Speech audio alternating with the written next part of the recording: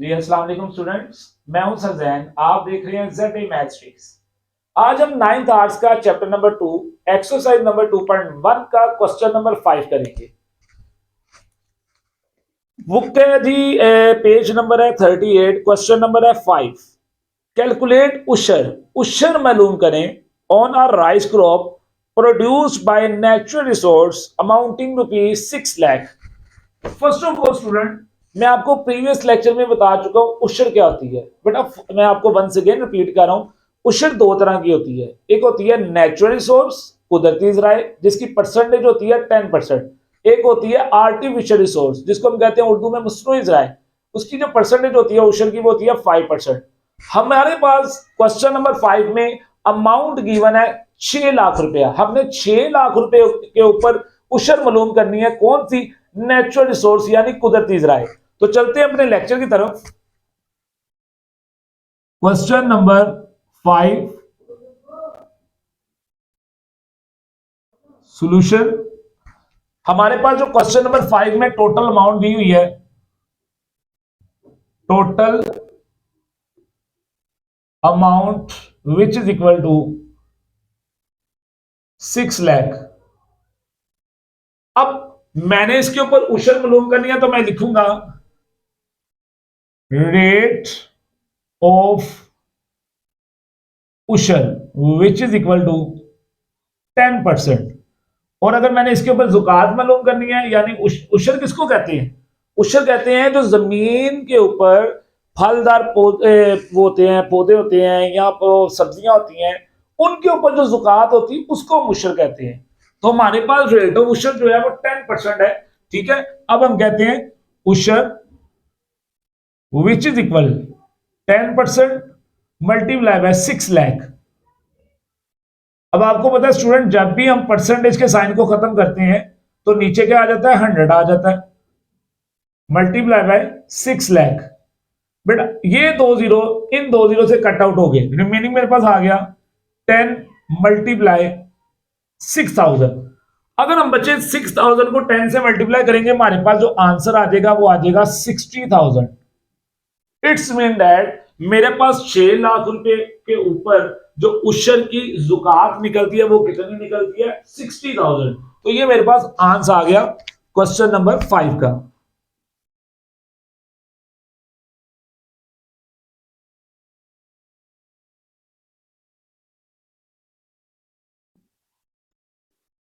हमारे पास ये आंसर आ गया जी 60,000। इसी तरह से हम क्वेश्चन करेंगे। क्वेश्चन नंबर इसका है 6 वाला पार्ट। कैलकुलेट उशर on a wheat crop amounting rupees 3,50,000 produced by artificial resource. अब इसमें बड़ा सिंपल है, हम कहेंगे क्वेश्चन नंबर 6। क्वेश्चन नंबर 6 में लिखेंगे जी सोल्यूशन। वही तरीका का जो भी हमने क्वेश्चन नंबर 5 में किया, हम कहेंगे टोटल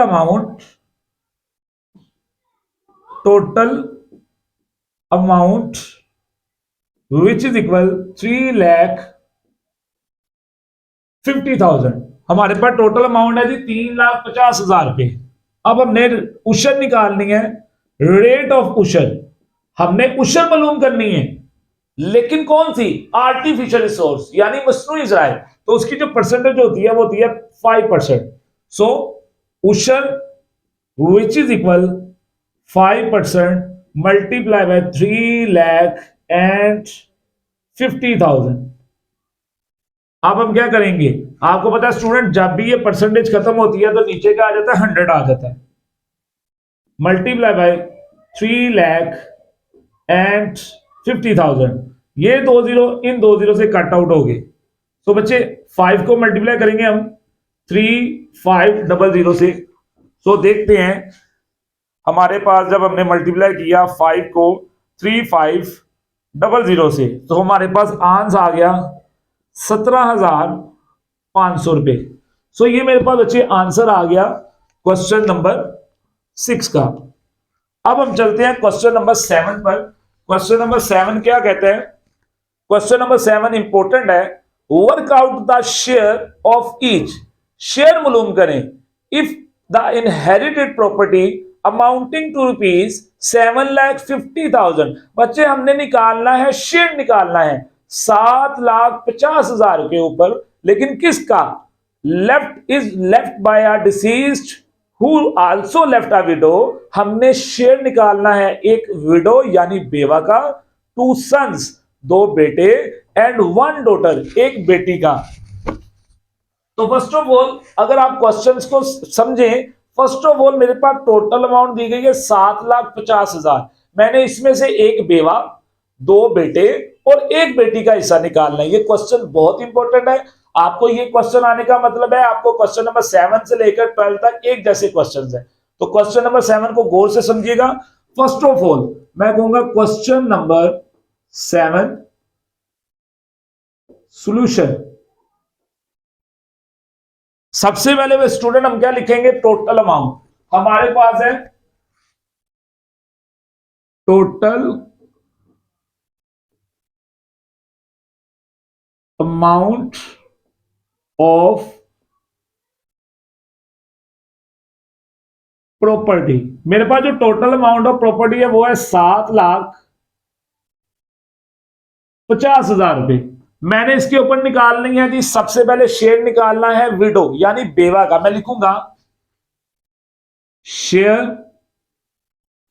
ऑफ विडो, जिसको उर्दू में हम कहते हैं शेयर ऑफ विडो का मतलब है बेवा का हिस्सा।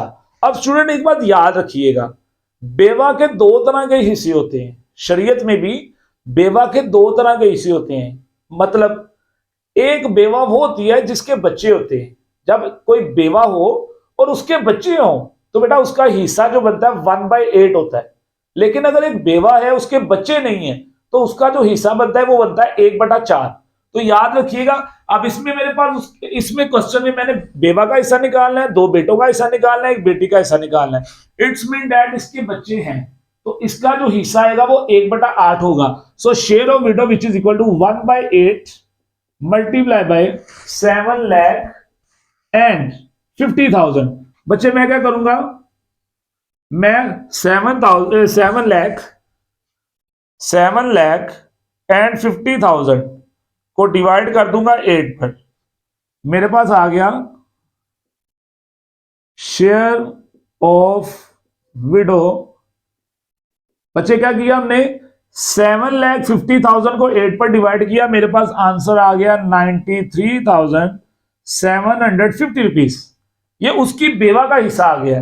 अब अगर मैं 7,50,000 में से उसकी बेवा का हिस्सा निकाल दूं तो बाकी कितने पैसे बचेंगे वो हम निकालते हैं।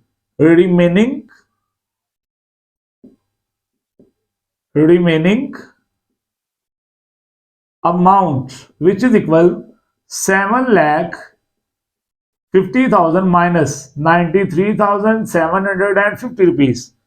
7 लाख हम करेंगे जी 7,50,000 minus 93,750 rupees.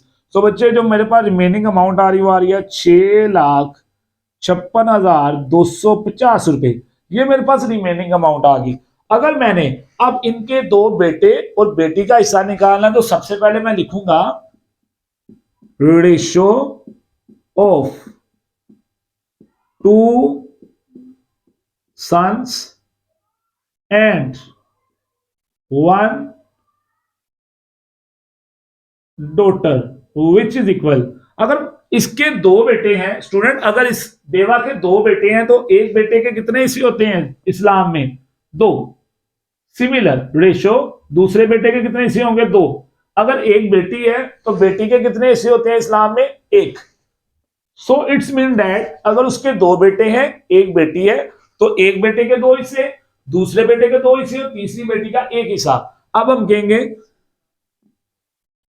Some of ratio, इनकी रेशियो का करेंगे sum 2 + 1 so which is equal to 5। It's mean that इसके टोटल 5 हिस्से बनेंगे। अब पहली बात यानी अगर हम निकालें शेयर ऑफ सन तो हम कहेंगे शेयर ऑफ ईच सन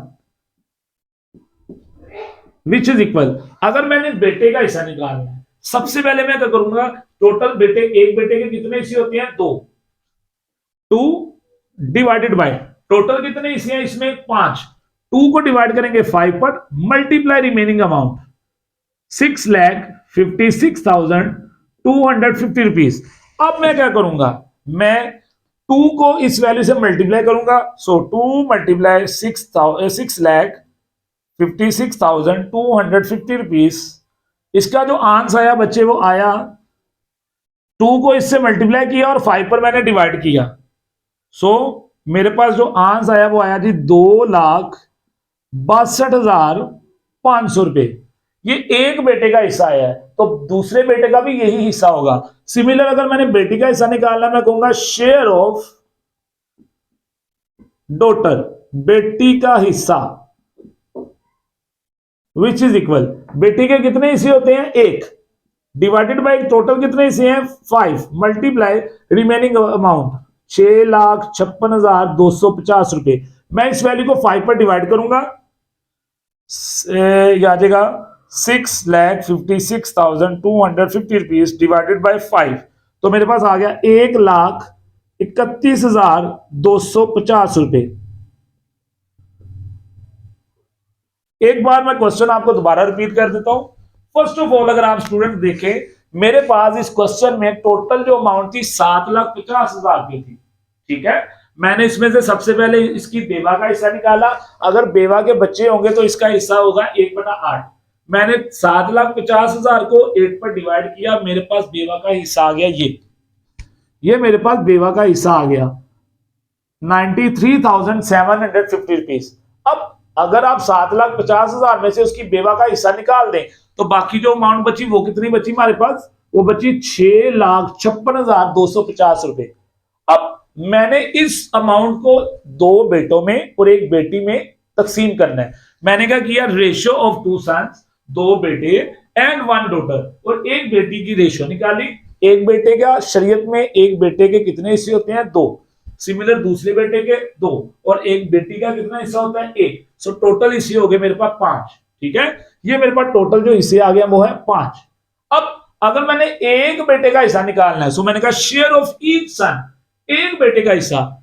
शरीयत में बेटे के कितने हिस्से होते हैं? 2 डिवाइडेड बाय टोटल कितने हिस्से हैं? 5। 2 को हमने डिवाइड करवाया बेटा 5 पर, मल्टीप्लाई कर दिया रिमेनिंग अमाउंट से। ये मेरे पास आंसर आ गया 2,62,500 रुपीज। ये एक बेटे का हिस्सा भी यही है और दूसरे बेटे का हिस्सा भी यही है। सिमिलर शेयर ऑफ डॉटर, एक बेटी का हिस्सा। शरीयत में बेटी के कितने हिस्से होते हैं? 1 डिवाइडेड बाय टोटल जितने हिस्से थे 1 divided by 5 multiply remaining amount. हमने इस वैल्यू को 5 पर डिवाइड किया, सो 1,31,250 रुपीज ये उसकी बेटी का हिस्सा आ गया। सो स्टूडेंट, हमने आज किया question number 5, question number 6, question number 7। सो उम्मीद करता हूं आपको लेक्चर की समझ आई होगी। अगर तो अभी तक आपने मेरे चैनल को सब्सक्राइब नहीं किया तो सब्सक्राइब करना मत भूलिएगा। ठीक है जी, थैंक यू सो मच। मिलते हैं इंशाल्लाह नेक्स्ट लेक्चर में। अल्लाह हाफिज।